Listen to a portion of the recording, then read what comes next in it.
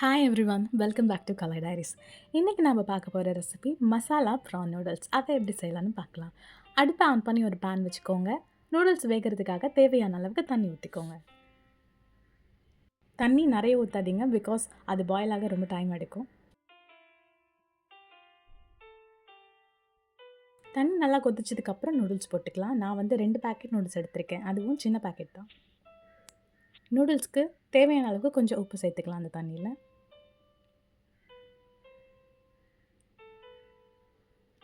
ஒரு 10 to 15 மினிட்ஸ்க்குள்ளே noodles வந்து வெந்துடும். ஸோ ரொம்ப வேக விட்டுறாதீங்க.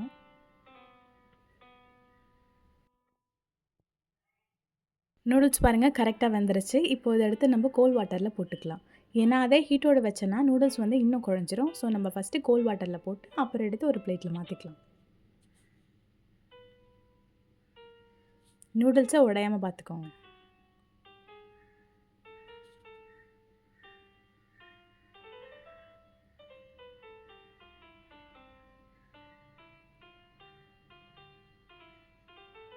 பாருங்கள், நூடுல்ஸ் வந்து உடையவே இல்லை, அப்படியே நீட்டாக இருக்குது. நூடுல்ஸ் எடுத்து பிளேட்டில் வச்சதுக்கப்புறம் அதை நல்லா ட்ரை பண்ணிக்கோங்க. வாட்டர் அதிலே இருக்க விடாதீங்க. இப்போ வந்து நம்ம தேவையான அளவுக்கு ப்ரான் எடுத்து அது வந்து கட் பண்ணி ஒரு பவுலில் போட்டுக்கலாம்.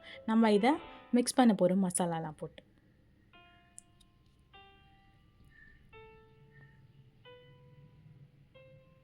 நான் வந்து 200 கிராம் ப்ரான் தான் எடுத்திருக்கேன். அதில் கொஞ்சம் உப்பு போட்டுக்கலாம். அதுக்கப்புறம் மிளகுத்தூள், சோய் சாஸ், கடைசியாக ஜிஞ்சர் கார்லிக் பேஸ்ட். இந்த மசாலா ப்ரான் நூடுல்ஸ் ரொம்பவே ஈஸியான ரெசிபி தான். நீங்கள் ரொம்ப டைம் ஆகலாம் யோசிக்க வேணாம், நம்ம சீக்கிரமாகவே செஞ்சிடலாம். இந்த மசாலா நல்லா ஊறினதுக்கப்புறம் நம்ம இந்த ப்ரான் எடுத்து வறுக்க போகிறோம். நீங்கள் அந்த வறுத்த ப்ரானை அப்படியே சாப்பிட்டாலுமே ரொம்ப நல்லாயிருக்கும். ப்ரான் நல்லா ஊறிடுச்சு. இப்போ ஒரு பேன் வச்சு கொஞ்சமாக எண்ணெய் ஊற்றி அந்த ப்ரானெல்லாம் வறுத்து எடுத்துக்கலாம். ஒரு 7 மினிட்ஸ்லேயே ப்ரான் வந்து குக் ஆயிரும். ஸோ நம்ம ரொம்ப நேரம் விட வேண்டாம். ரொம்ப நேரம் விட்டால் ப்ரான் ரொம்ப ஹார்ட் ஆயிரும்.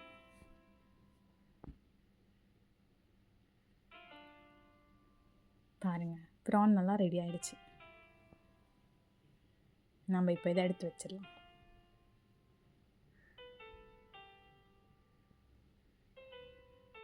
ப்ரான் சூப்பராக ரெடி ஆகிடுச்சு.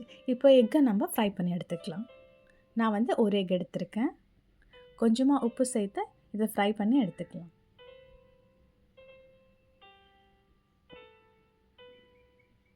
எக்கு நல்லா ஸ்க்ராம்பிள் பண்ணிக்கோங்க.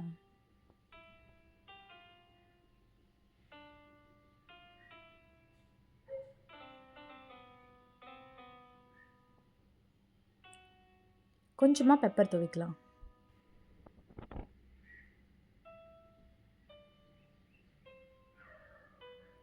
இப்போ எக்கோ ரெடி ஆகிடுச்சு. நம்ம எக் எடுத்து ஒரு பவுலில் வச்சுக்கலாம்.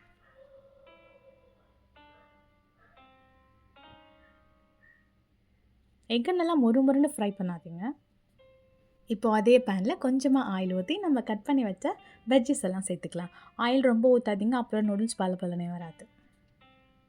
நான் என்ன வெஜ்ஜஸ் சேர்த்துருக்கேன்னா carrot, beans, capsicum and then cabbage. வெஜிடபிள்ஸை ஃபுல்லாக குக் பண்ணாதீங்க, நம்ம ஆஃப் வரைக்கும் தான் குக் பண்ண போகிறோம். பிகாஸ் ரொம்ப குக் ஆகிடுச்சுன்னு வச்சுக்கோங்களேன், நூடுல்ஸில் அந்த வெஜிடபிள்ஸ் வந்து நல்லா பலனே இருக்காது. கொஞ்சமாக சால்ட் ஆட் பண்ணிக்கலாம். நிறைய போட்டுறாதீங்க, நம்ம ப்ரான்லேயும் போட்டிருக்கோம், எக்லேயும் போட்டிருக்கோம். ஸோ தேவையான அளவுக்கு மட்டும் போட்டுக்கோங்க. பாருங்கள், இந்த அளவுக்கு குக் ஆனதுக்கப்புறம் கொஞ்சமாக ஜிஞ்சர் கார்லிக் பேஸ்ட் போட்டுக்கலாம்.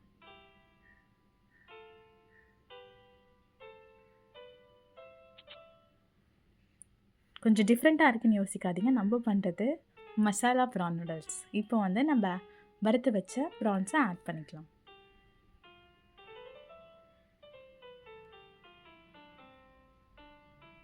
அண்ட் தென் எக் நல்லா மிக்ஸ் பண்ணிக்கோங்க.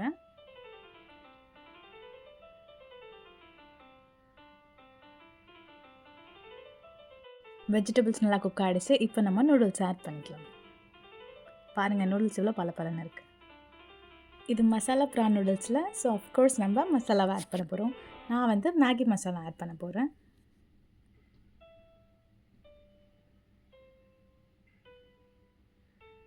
நான் வந்து 2 பேக்கெட் மேகி மசாலா ஆட் பண்ணியிருக்கேன்.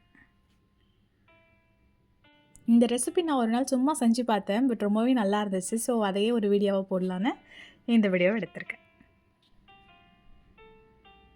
நீங்கள் சமைக்கும் போதே கொஞ்சம் பெரிய பாத்திரமாக இருந்தால் ஈஸியாக இருக்கும். ஏன்னா நூடுல்ஸ் மிக்ஸ் பண்ண கொஞ்சம் டைம் ஆகும். ஸோ மிக்ஸ் பண்ணுறதுக்கு ஈஸியாக இருக்க மாதிரி ஒரு பாத்திரம் வச்சு குக் பண்ணிக்கோங்க. இப்போ கொஞ்சம் சோய் சாஸ் ஆட் பண்ணிக்கலாம்.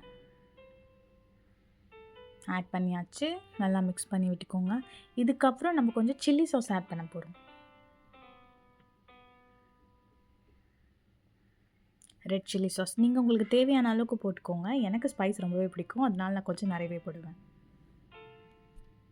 அண்ட் தென் கொஞ்சமாக வெட்டி வச்ச கேப்சிகமாக இப்போ ஆட் பண்ணிக்கலாம்.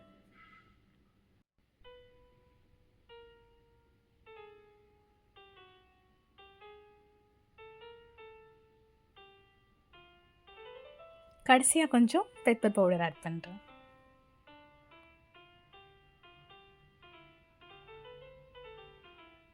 பாருங்கள், நூடுல்ஸ் சூப்பராகவே ரெடி ஆகிடுச்சு.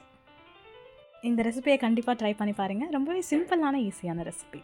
இந்த வீடியோ உங்களுக்கு பிடிச்சிருந்துச்சுன்னா மறக்காமல் சப்ஸ்கிரைப் பண்ணுங்கள்.